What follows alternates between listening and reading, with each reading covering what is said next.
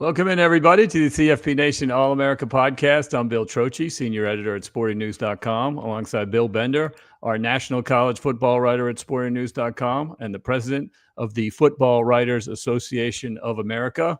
Welcome in to our first live show of this summer. We're going to start to try to do some live shows every Wednesday morning, so you can see Bill Bender's handsome face as we discuss college football. And you can see it at the YouTube channel for CFB Nation channel at youtube.com. You can subscribe there. You can get notifications. You can comment and things like that. So all kinds of good stuff. We are spicing up the summer a little bit, Bill. What do you think? I like it, and there's plenty to talk about. As you know, the college football season, we're creeping up on media days somehow. But Bill Belichick, Deion Sanders, off the field stuff. It never, Deion and Bill Belichick will never not be out of the news apparently. But there's always something to talk about. The House settlement, I know we're going to talk about that today, is front and center this week, and like our podcast, a real game changer. Yeah, so we'll discuss the House settlement. We're going to discuss Deion Sanders and his health challenges that made the news this week, and then we're going to talk about a sporting news project that you have dived into the Bill Bender lab, the Bat Cave, the Bender Cave, maybe, and we will pull you out of that and talk about that. We're going to tease it. It's coming out in August. A lot of college football fans are really going to appreciate it, really going to enjoy discussing it. So we'll talk a little bit about the beginning stages of that project. But first, as we do every show, we're going to kick it off with a Trocchi trivia question with Deion Sanders in the news. It's going to be the Sanders family related trivia question here. Shedeur Sanders holds the NCAA record for career completion percentage at 71.8. The minimum attempts is 875, a threshold Mac Jones just missed. He had 74.3%, so he was a little bit higher than Shedeur, but officially it's Shedeur. My question for you, Bill, who are the next four players on the list after Shedeur Sanders? I will give hints. That's a tough one right off the bat, but you can think about that in the background as we go through the show, and then we'll revisit at the end of the show and see if you can name the four players after Shedeur Sanders on the career completion percentage list for NCAA. My first hint, all the players played between 2005 and 2011.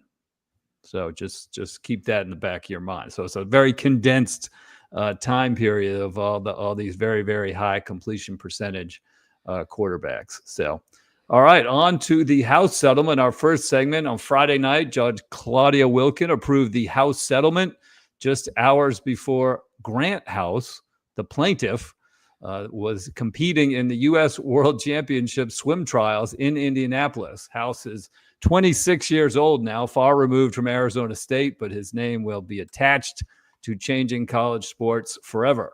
So the basics, House settlement is a 10-year deal whereby schools that opt in are agreeing to share up to a max of $20.5 million starting on July 1st with their athletes, with that number expected to rise each year in the 10-year deal. Industry experts seem to think schools will generally give 75% to football, 15% to men's basketball, 5% to women's basketball, 5% to all the other sports combined. That's part A. Part B is a new college sports commission was also officially established this week, headed by former MLB executive Brian Seeley. Their main job will be to enforce NIL regulations. They will also monitor revenue sharing and to make sure people don't go over the salary cap and monitor roster limits. So the two big questions with that commission: what are the punishments going to be if you do break a rule? Those are still TBD. Will the NIL regulations, which require deals of over $600 to go through an NIL clearinghouse, hold up to legal challenges? So we can discuss those two things, first thing and second thing. First, let's start with the settlement itself. I guess the first question everybody wants to know is, how is this going to affect my team? Right. I don't think the casual college football fan cares much about the actual settlement and like the particulars of it. I think they care about, is it going to impact the product on the field, and like you said, more specifically, my team. So where does that 21 million go, and how is it distributed at each school? That's the most frequent question I've got this week. And granted, I'm in, Ohio State, Central Ohio. There was questions of, okay, are they going to be able to support all 36 sports now? I would say yes, probably. It's just, it's going to be interesting to see we know what the priority is going to be at Ohio State. It's going to be the football team. But if you're a school like Kansas, who's made some inroads in football, are you going to concentrate that 21.5 million on your actual moneymaker, the college basketball team? What about, we're in the College World Series? Somebody pointed out to me at lacrosse practice last night that the 8 teams in the College World Series are completely different from last year. That's actual parity. First time in 25 years. Yeah, that's kind of cool. So how do you distribute, if baseball's a way to make money? Will you use that? You mentioned swimming. I know you'll know a lot about swimming and tennis. How does it impact those sports? I think that's the big question for me. And NIL is basically, it would be like an NFL team having the salary cap and then all the advertising money that the athletes make is part of that the team would pay the advertising money that MasterCard still exist? Does that? Yeah, it does, I think. But you know what like for Aaron Rodgers and all the endorsements he might get in Pittsburgh, it would be like the team paying for that, or a collective paying for that. So I think that, and then they have to approve all their commercials through somebody. So it is confusing, and I don't know if it's going to work. And I don't know, Bill, honestly, I don't know where we're going to be in 5 years with this, with what programs can keep up and what programs can't. I agree. I think the biggest concern is with the Olympic sports. That has been the general reaction at first blush here. I also agree that we can talk about the NIL in a minute. I don't know that this is going to level any sort of playing field. And I don't think that's the intent. I think the intent is to let the athletes get their proper share of the revenue that they generate. And the $20.5 million number was arrived at based on the pro leagues and taking into account, they also get a free education. They also get free room and board. They also get all this kind of stuff, whatever. So like, the amount of revenue generated by the TV contracts and the ticket sales and the merchandise, on top of the TV deals, and you split it with the athletes kind of 50-50, which is roughly what all the other leagues do. And then, but like I said, that they taking into account the other benefits that these athletes get. And so I think that was relatively fair, even though it wasn't collectively bargained by the athletes themselves, because they're not employees. They don't want them to be employees. I don't know if this is going to level the playing field, because the traditional blue blood schools can exceed this 20.5 million with the NIL deals, right? And so they're going to do that, and they're going to. So the disparity is still going to be there. We've loved the product for 50 years, so I don't think the fact that the disparity is still going to be there is going to affect fan interest or anything like that. But I don't know if it will be a leveling of the playing field. Is that fair to say? I don't think it will, but I also think if you're a major program like Ohio State or Texas, for example, let's use those two, because it's been reported, last year Ohio State came with the $33 million price tag. And there are reports that Texas is, basically roster, what do you call it? Like the money that they're spending on this year's team is $35 million. So is that on top of the 21 million? Will they spend less in NIL? Will they spend the same? Then you're talking about $50 and $60 million teams, essentially. In Texas Tech, 1 year. Yeah, and I don't know that that's A, sustainable, B, healthy, because, again, and I always get a little bit of crap for this, but I say, like, I'll work my way backwards real quick. Shamar Stewart made news yesterday with the Bengals, and, he's in a contract dispute as a rookie. And, I'm getting text like, what is going on? Does he have a case? But if you're going to start paying, theoretically, a percentage of college football athletes are going to be making more in college than they will their rookie year in the NFL. And then you're going to see more cases like Shamar Stewart, probably worse. And it's going to throw the NFL, salary cap system out of whack. That could happen. In the NBA, there's lots of guys that go back to school in college because they know they're going to make more than they would as the 12th man in the NBA for sure. Right. But I mean, Shamar Stewart's a first round pick. So like if he's, let's say, for example, and we don't know, but if he were making more money at Texas A&M last year when he didn't have big numbers, and now he's coming to the Bengals and making less money, that's going to happen. Jeremiah Smith is the guy we always go to first. Like, how much money is Jeremiah Smith making at Ohio State? Well, probably more than he'll make as a rookie under this system. And I don't know if that's healthy. I don't know if that will lead to problems. I'm not pinning this on Jeremiah Smith. He from all accounts, he's great, and it's not his fault. He's super talented. But I think that's one potential issue that will lead to more talk about, like you said, there's no collective bargaining. That's a red flag to me, that the student athletes don't have a voice. There's just a couple things there with them that I'm worried about, and we'll see if it works. So people are at, where do you think this will be in 5 years? I think the curse and the beauty of it is I don't really know. So yeah, the fascinating part is, and one of our commenters mentioned is how are they going to allocate the resources? Like, let's say they've set aside $20 million from revenue sharing.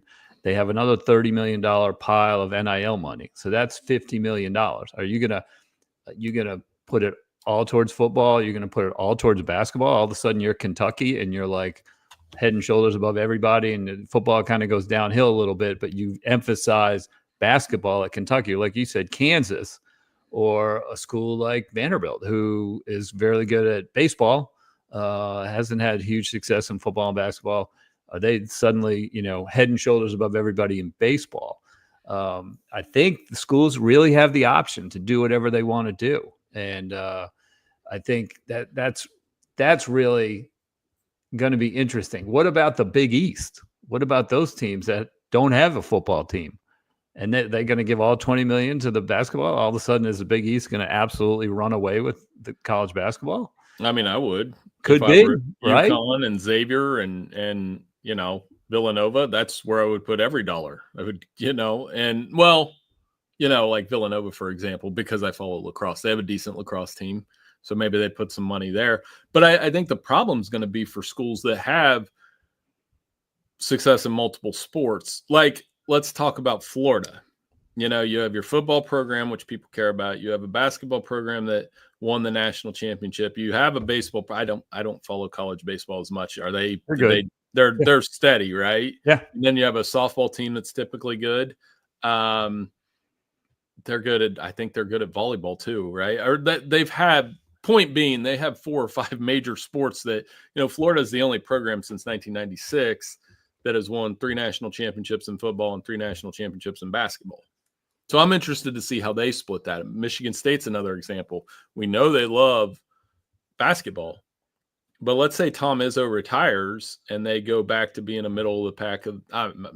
If there's a Michigan State fan listening, and I know some, they're probably mad, but let's say they go back to the middle of the pack in the Big Ten, and they want to concentrate on football, which they've won national championships in football. It's been a very long time. Very long time.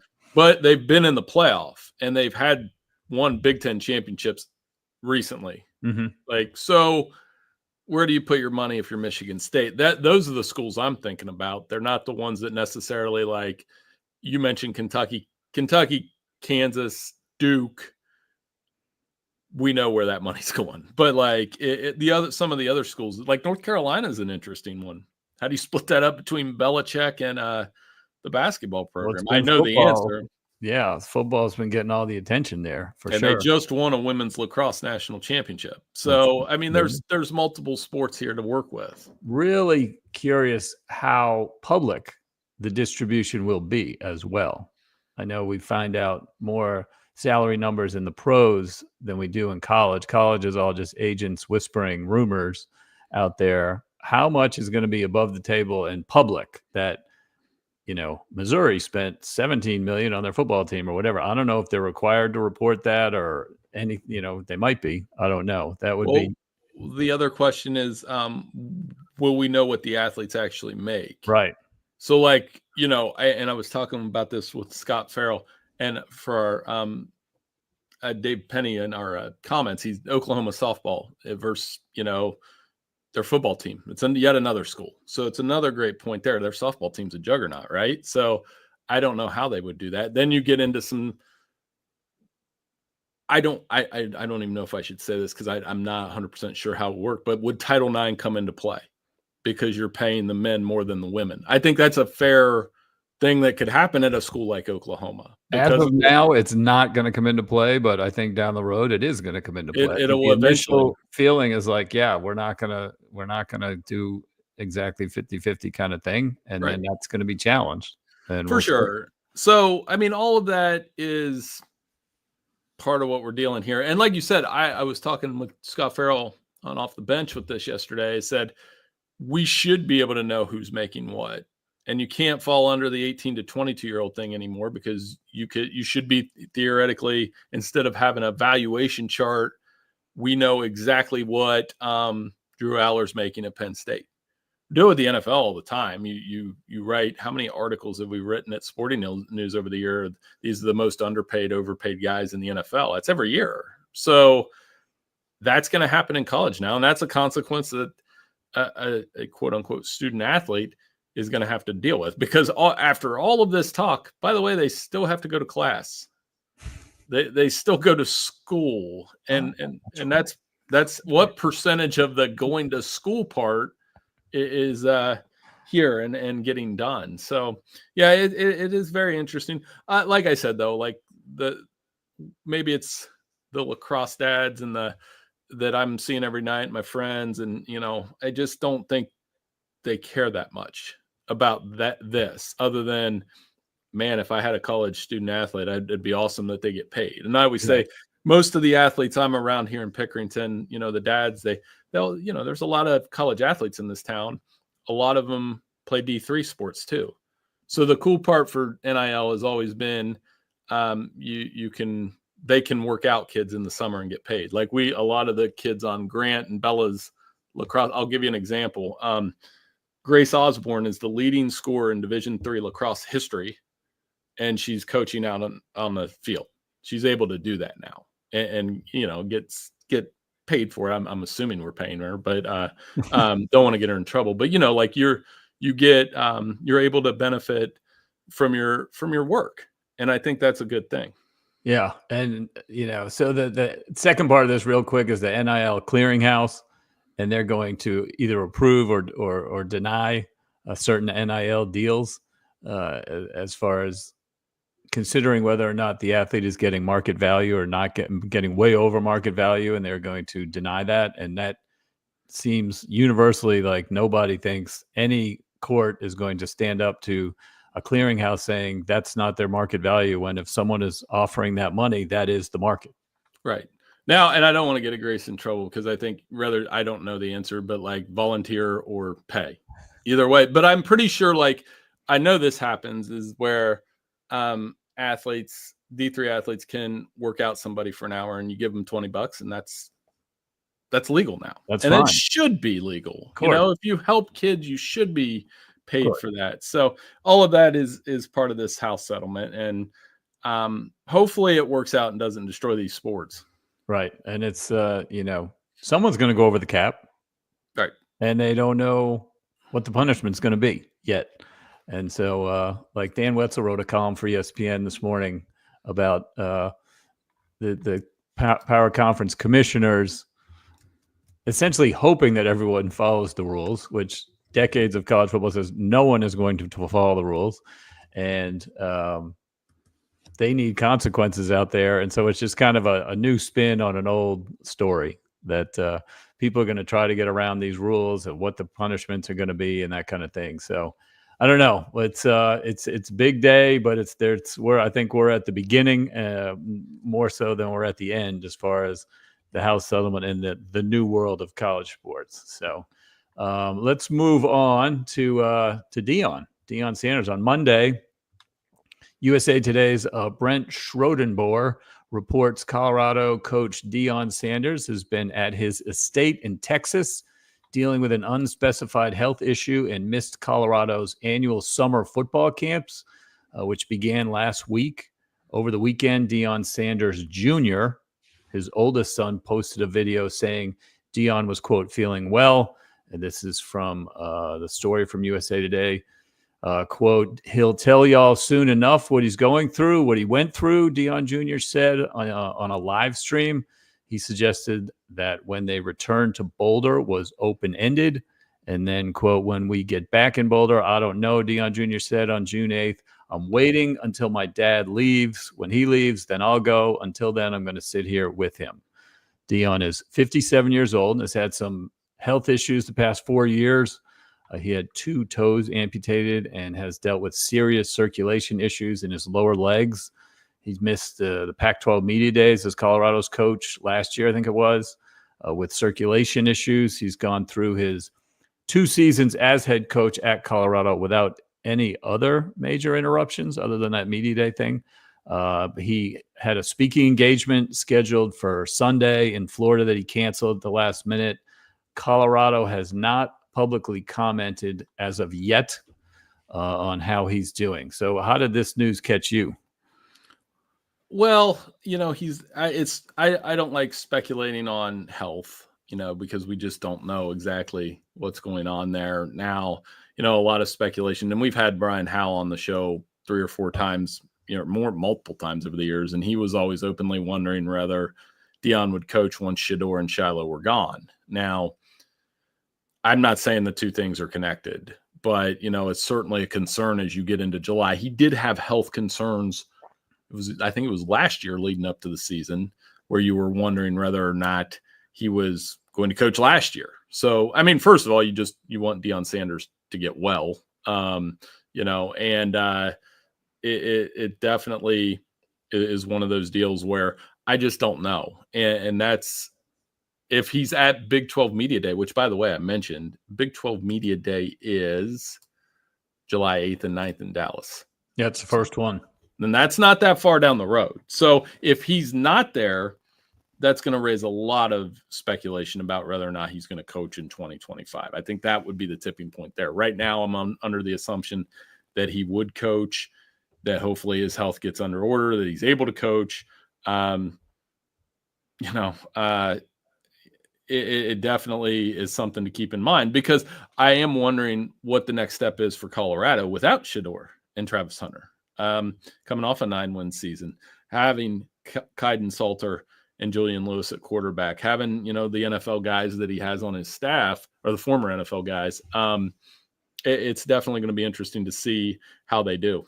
Yeah, he's said all the right things. He's all in. He wants to stay at Colorado. He's excited to move to the new chapter for the Buffalo program all through the offseason, at the end of last year, everything. Because, yeah, you're right. People were speculating that he wasn't going to coach once Shedeur left. He's been all in publicly.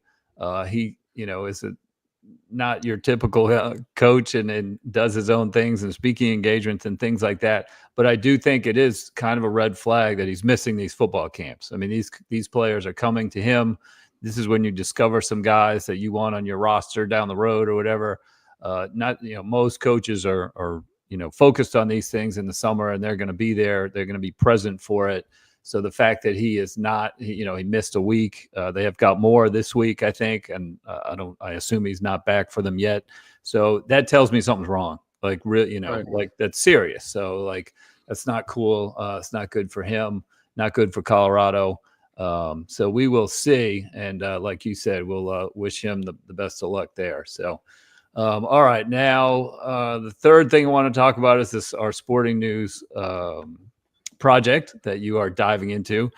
We have done it with some NFL teams. We have done it with some NBA teams. We are simply mentioning the best players of all time for each team. And so now it's college football's turn.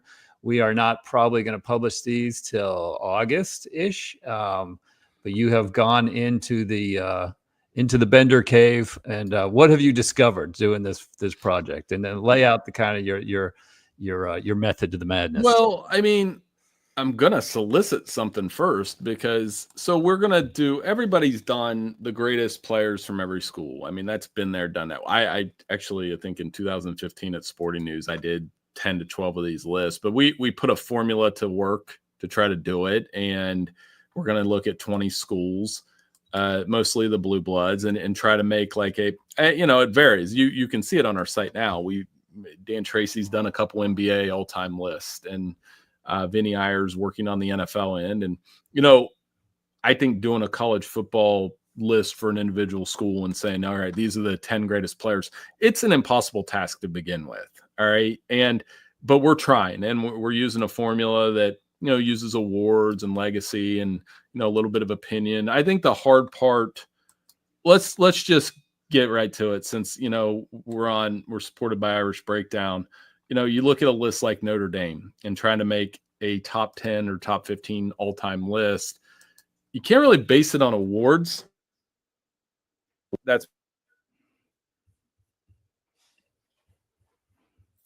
Yeah, you're muted. You muted for a second. You're okay. So, yeah, we'll get Bill back. He's gonna jump in, jump out. I'll take it from here. So yeah, the Notre Dame one's a fun one. Some other schools that he's looked at, like Auburn, where he's got Cam Newton. I just started. Yeah, you're back in. I started talking about. Yeah. No, you're still here. I got you. I started talking about Auburn and looking at Cam Newton and Bo Jackson. That's a fun little debate that we're going to have at some point. Florida State, Jameis Winston and Charlie Ward. That's going to be a fun one we're going to have to debate. And it's not only going to be Bill that does this determination of the top teams, the top players at all time on each school. We're going to have staff vote. I'm going to have a lot of input on it too and stuff like that. So let's see if Bill wants to jump back in here. No, we don't have him. Something happened to his microphone here. So I will keep going on schools that we've looked at. So yeah, a lot of the blue bloods: Florida State, LSU, Georgia, Miami, Michigan State, Nebraska, Ohio State. Of course, that's going to be a fun one. Let's see the top of the list right now for them. You got Archie Griffin, you got Eddie George, you got Troy Smith, you got Orlando Pace, of course, legend for the Buckeyes. That's going to be a good one. So yeah, it's going to be a really fun project. It's not going to be out until August.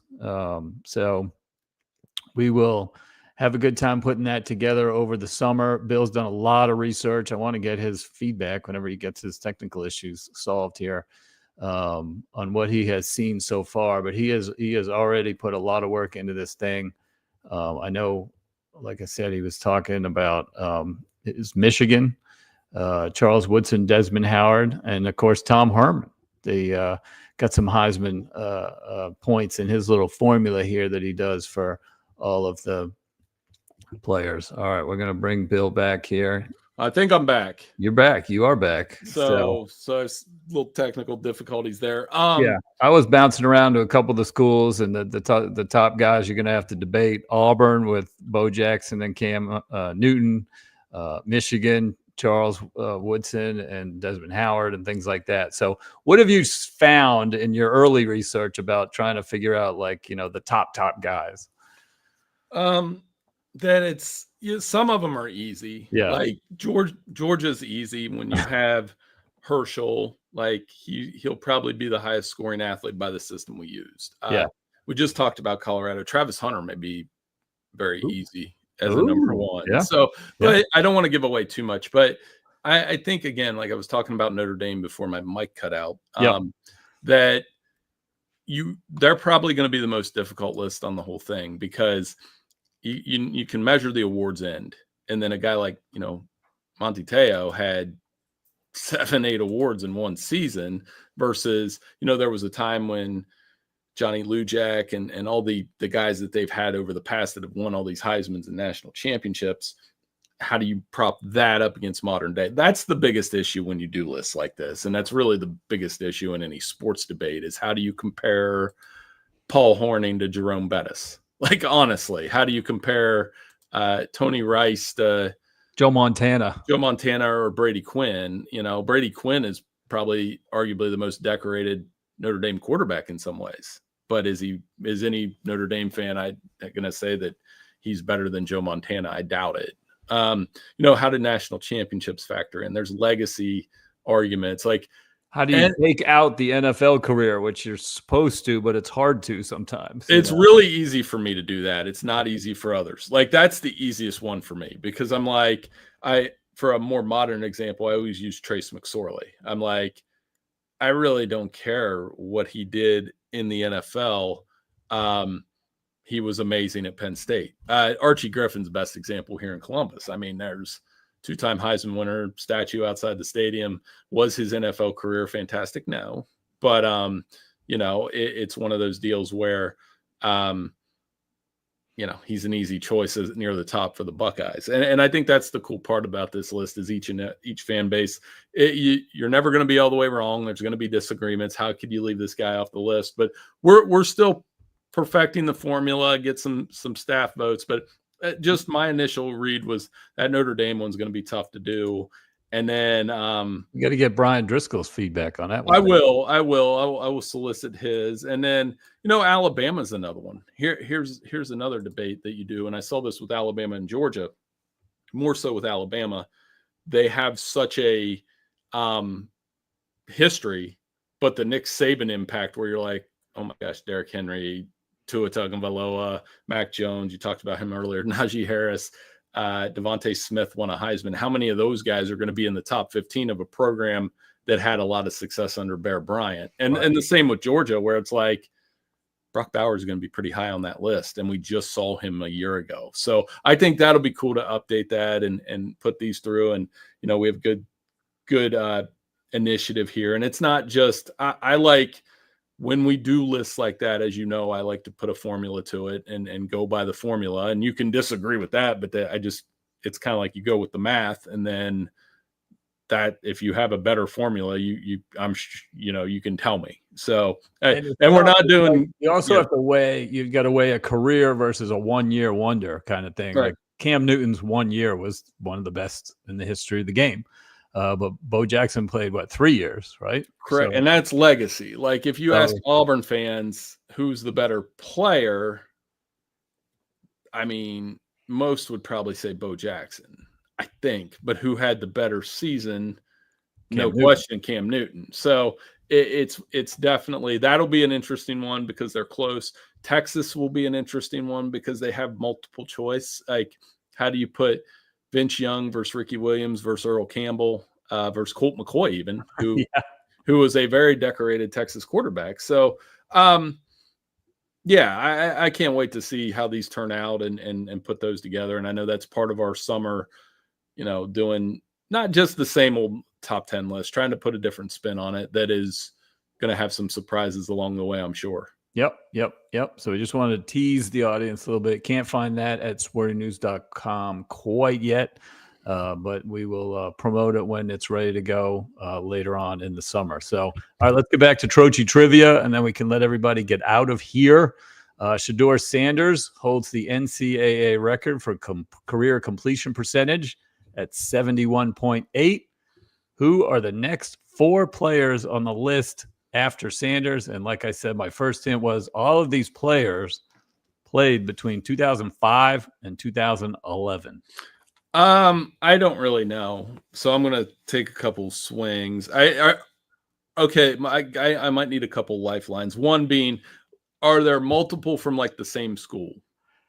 4 different schools. And my next hint is you have mentioned one of these players on this podcast. Oh boy. Case Keenum.